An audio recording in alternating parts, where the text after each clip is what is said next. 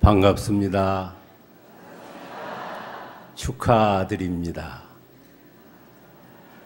감사합니다.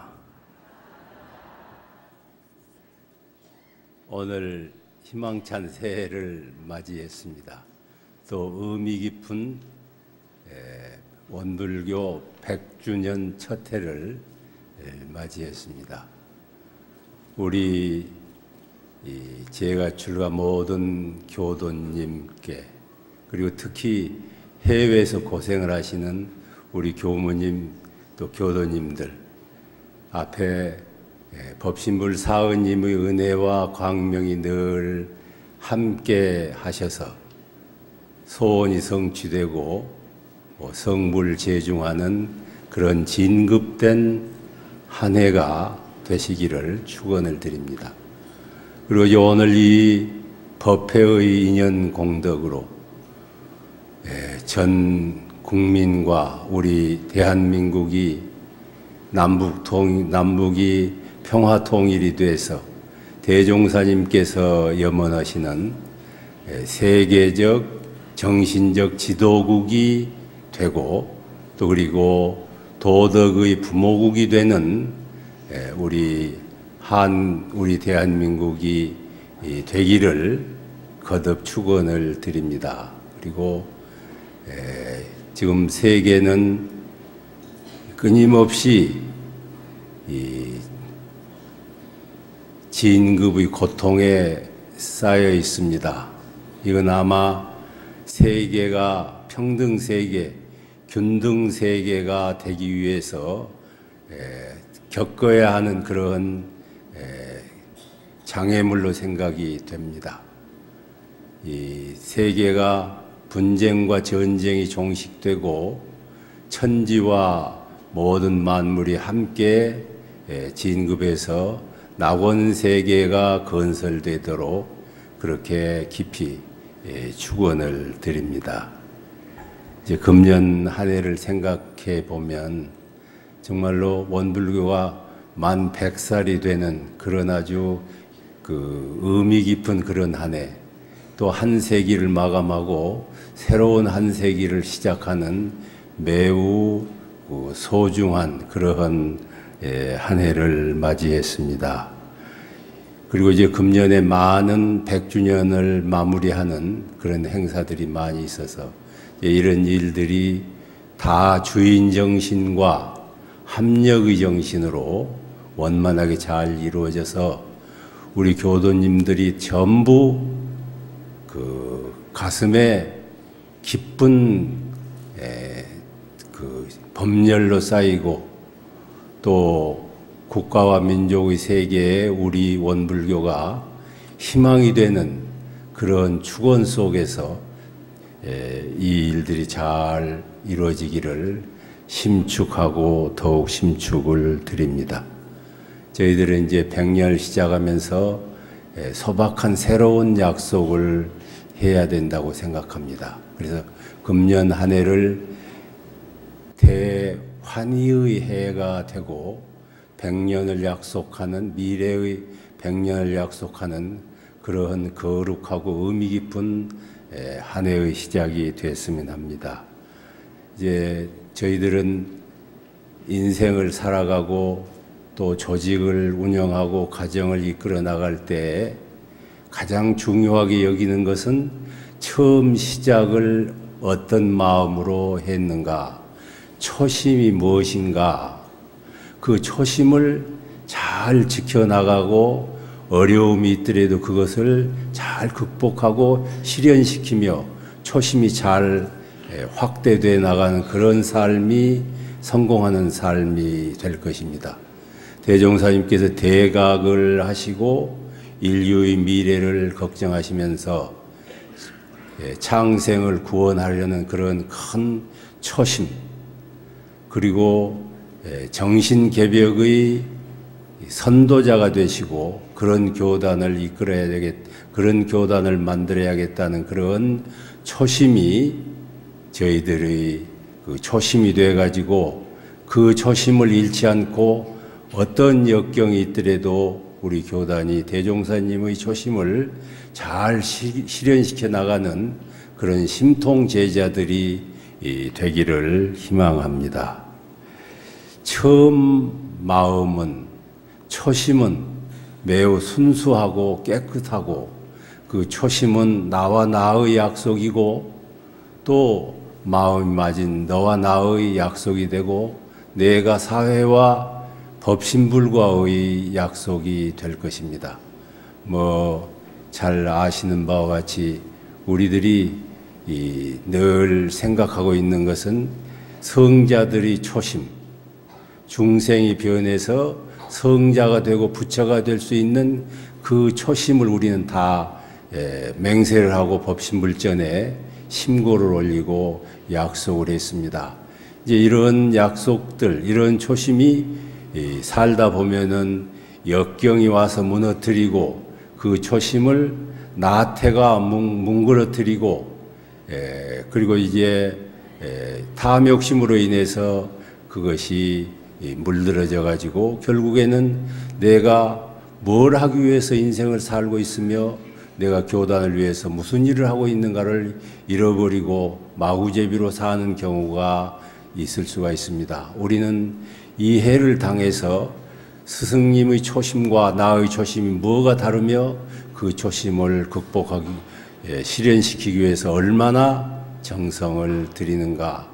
또 이렇게 초심을 실현하다 보면은 반드시 시험이 오는 것 같아요. 그 시험을 극복하기 위한 강한 의지가 얼마나 있는가를 생각해 볼 필요가 있겠습니다. 성자들의 초심도 중요하지만은, 참, 김구 선생은 그분의 초심은 아마 그랬던 것 같아요. 첫째도 대한독립이고, 둘째도 대한독립이고, 열째도 대한독립이다 하는 그런 강한 의지가 그분의 의로운 그런 큰 인물로 성장시켰습니다. 또 이순신 장군이 국가에 보국하고 싶어하는 그런 의지와 초심이 결국에는 명량 전투에서 승리를 했을 것이고, 또 어려운 일을 당해서 백의종군을 2번씩이나 했다고 합니다. 별을 딴 장수가 일개 말을 먹이는 그런 백의종군을 할 수 있는 그 심성이 뭘까를 가만히 생각해 보면은 그건 바로 굳은 초심을 국가에 보국하겠다는 그런 초심이 그러한 위대한 업적을 남기시지 않았는가 생각을 하고, 다시 한번 우리는 어떤 초심을 위해서 어떤 노력을 하고 있는가를 깊이 생각해서 우리 전 교도가 대종사님의 정신개벽의 그러한 초심을 함께 해가지고 인류 구원에 앞장서는 그런 일꾼들이 반드시 돼야 되겠습니다. 그리고 다음은 우리가 나의 삶을 축복하고 있는 그러한 위대한 삶으로 거듭나야 되지 않을까, 그런 생각을 해봅니다. 가만히 생각해 보면은 정말로 대종사님이 법화에 들어와가지고 얻은 것이 많고 참 그렇습니다만은, 나는 내가 생각할 때 우리 교도님들도 그렇고 제가 출가가 다 그럴 것입니다만은, 나는 누구인가? 나는 어떤 사람인가를 정말로 속 깊게 깨달으셨을 것입니다. 나는 이 세상에 나밖에 없습니다. 나는 유일한 나입니다. 이 천지간에 나는 없고 나밖에 없는 유일무이한 아주 독존적인, 유아 독존인 그러한 자아입니다. 이것을 우리는 발견해서 자축할 줄을 알아야 되겠습니다. 그리고 나는 지금 나만 있는 것이 아니라 영생을 살아가는 영원한 나입니다. 저는 이것을 발견하고 나서 정말로 내가 그 참 소중하고 영생을 사는 나로구나 하는 것을 이제 느꼈습니다. 그래서 이제 저도 그렇고 우리 교도님들도 그러고 우리 모든 사람들이 내가 그 영생을 사는데 윤회하는 영생이 아니고 자유하는 영생을 살 수 있다는 그런 것을 알았을 때 내가 얼마나 중요한 나이며 축복할 수 있는 나이인가를 참 생각해 볼 일입니다. 그리고 또 다른 하나는 나는 나의 행복과 불행을 만들어가는 조물주인 나입니다. 누가 나를 이렇게 하고 저렇게 하는 것이 아니라 최후의 그 결정은 내가 해가 하는 그런 주제적 자아다, 조물주다. 대종사님께서 그렇게 표현을 하셨습니다. 그러니까 유일한 독존자이며 영원한 나이며 또 나는 나의 행복과 불행을 만들어가는 그러한 주제아다. 그런 내가, 그런 나를 발견했을 때 나의 삶이 얼마나 축복받아야 될 나이며 스스로 자부하는 내가 돼야 되겠구나. 그런 생각을 하고 우리는 이제 나를 업수히 여기거나 함부로 하지 않고 나를 가장 귀한 나를, 가치 있는 나를 만들어 나가는 것이 바로 성불재중하는 삶이 될 것입니다. 또 이제 한편 생각해 보면 이 세상에 생명들이 얼마나 많습니까? 그런데 이 사람 몸을 받았다는 것이 얼마나 축복스러운 일인가. 아마 똑같은 승용차라도 뭐 돈 1,000만 원 주면 사는 그런 승용차도 있고 뭐 승용차 돈 1,000만 원짜리 몇백 개를 탈 수 있는 그런 고급 승용차도 있다고 들었습니다. 우리의 인간이 된다는 것은 아주 값없는 그러한 동물적인 몸을 받은 것이 아니라 가장 값비싼 선택된 사람으로 태어나서 이렇게 산다는 것이 얼마나 축복받은 일이며 더욱더 한국에 태어나서 대종사님이 법을 만나가지고 참 영생을 개척하고 공부하고 윤회하지 않도록 하는 삶을 살았다고 생각하면 참 축복을 받아야 마땅할 것 같고, 그리고 또 이제 여기 제가 원불교를 와가지고 정말로 인과를 깨달아가지고 복 짓는 방법을 내가 알았다는 것이 얼마나 기쁜 일인가. 그전에는 내가 짓는 것이 아니라 부모님이 주시는 것이고 누가 주시는 것으로 생각을 했는데 정말로 인과가 소소영령해가지고 내가 마음을 어떻게 쓰느냐, 육군을 어떻게 작용했느냐에 따라서 내가 복을 짓는 불공법을 알았다는 것이 얼마나 이번 만난 것이 참 축복받을 일이다, 그런 생각이 들고, 또 다른 하나는 이렇게 마음 공부를 하면은 그 부처가 될 수가 있겠구나. 저는 세상에 살면서 부처라는 것은 전설 속에 있는 사람들로 생각했습니다. 뭐 우리에게는 전부 가당치 않는 사람으로 생각을 했어요. 그런데 원불교를 와가지고 이 마음을 잘 사용하면은, 이 마음을 잘 알아서 보존해가지고 잘 사용하면은 부처가 될 수가 있겠구나 하는 생각을 하니까 우리의 삶이 얼마나 축복받아야 될 행복한 삶이다 하는 것을 거듭 느낍니다. 우리는 원불교 심통제자가 되셔가지고 이 축복받는 나를 더욱더 가치 있는 나로, 거룩하고 성스러운 나로 발전을 시키고 진급시켜야 할 것 같습니다. 한편 생각해 보면은 천지는 나를 위해서 있는 것 같아요. 또 대종사님도 나를 위해서 있으시고 동포 법률이 전부 나를 위해서 있습니다. 이제 새 세기를 시작하는 이 즈음에 나의 소중한 삶을 참 더욱더 값 있는 나로, 가치 있는 나로 변화시키는 그런 축복된 생애를 건설해 나가시기를 이제 부탁을 드립니다. 그리고 이제 마지막으로 하나는 우리는 은혜를 어떻게 서로 나눌 것인가. 생각해 보면은 은혜 아닌 것이 없습니다.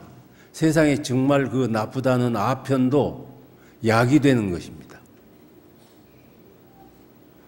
또 저 아프리카나 이런 데 보면은 분뇨를 가축의 분뇨를 말려 가지고 땔감으로 쓰이기도 하고 그런 것들을 여러 가지로 그 은혜롭게 사용합니다.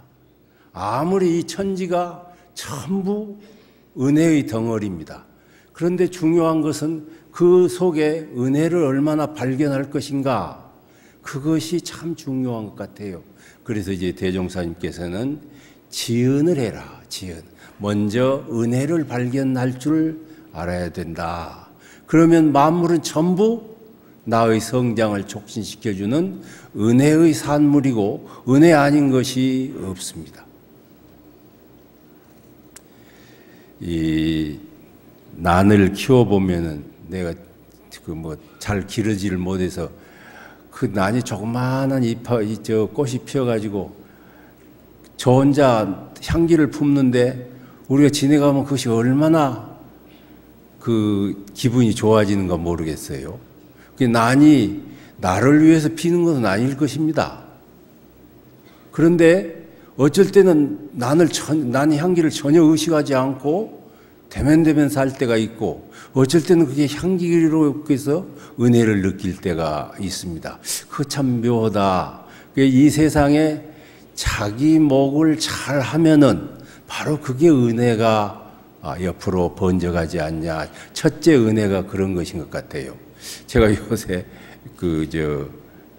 조실 옆에 들고양이가 서너 마리가 살아요. 그래 이제 쓰레기도 주고 음식 찌꺼기도 주고 그러는데 제가 잘 달래가지고 그 들고양이 하나를 멸치 같은 것도 주고 와가지고 맛있게 먹어요. 그래서 이제 손으로 만져도 도망가지 않고 이렇게 그렇게 사귀었어요. 그렇게 사귀었는데 그 사귈 때 내가 그렇게 생각했어요.